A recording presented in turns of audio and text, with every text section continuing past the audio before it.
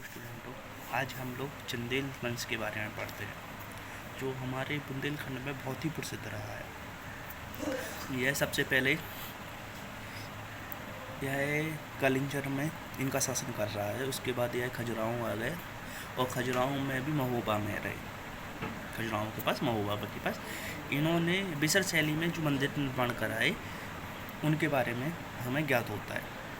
इनमें इसे कौन सा जाजक भूमि वंश के नाम से भी जानते हैं। जाजक भुक्त या जाजक वंश के नाम से भी जाना जाता है, लेकिन इसका प्रमुख नाम चंदेल वंश ही पड़ा है। सबसे पहले इसमें हमें ननुक करके एक शासक हुए वो पढ़ने को मिला। उन्होंने इस वंश का स्थापना किसने? ननुक ने।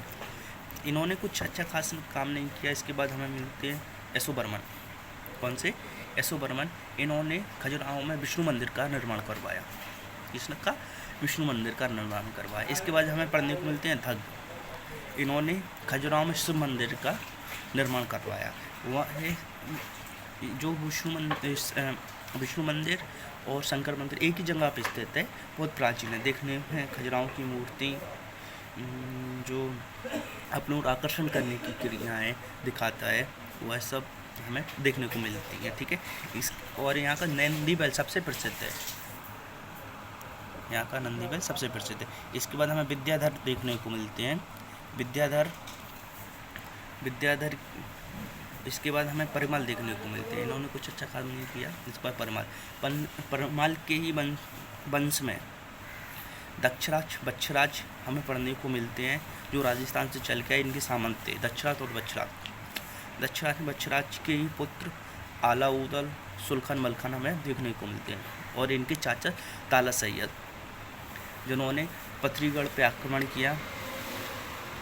इनकी पत्नी को हर के ले गए थे जब पथरीगढ़ के शासक ज्वाला सिंह। उसके बाद उन्होंने आक्रमण किया तो अपनी पत्नी को छुड़ा लिया आलाउदल ने। ठीक है ना।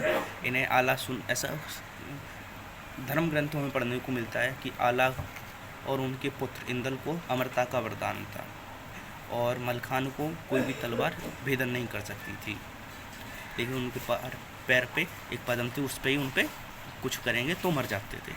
ठीक है ना।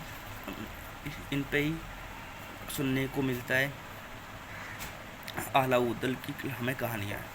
खूब लड़ी मर्दानी वो तो झांसी वाली रानी थी। यह हमारे बुंदेलखंड के वीर रसों में गाए जाते हैं। ऐसे ही आलाउदल के हमें सुनने को मिलते हैं। एक के मारे दो मर जाए, तीसरों जैसा खाए मर जाए। ये सब हमारे आलाउदल के गायन के हिसाब से गाए जाते हैं। वीर रस से भरा। ऐसे ही रानी लक्ष्मीबाई की जो हमने आपको बताया। इस प्रकार कुछ टाइम बाद आलाउदल समाप्त हो जाते हैं तो पृथ्वीराज सरसों उन पर आक्रमण करते हैं और परमाल का पूरा वंश अपने आप ले लेते हैं। इस प्रकार परमाल वंश और इसको परमाल वंश और चंदेल वंश समाप्त हो जाता है। इनके पुत्र हुए, लेकिन उतने साहसी नहीं थे। दिल्ली की राजकुमारी से विवाह हो जाता है। बहुत बड़ी स्टोरी है जो अपने एग्जाम के मतलब से वो मैंने बता दिया। विष्णु मंदिर और शंकर मंदिर खजुराहो का ये याद रखना। किस किसने बोला? जय हिंद।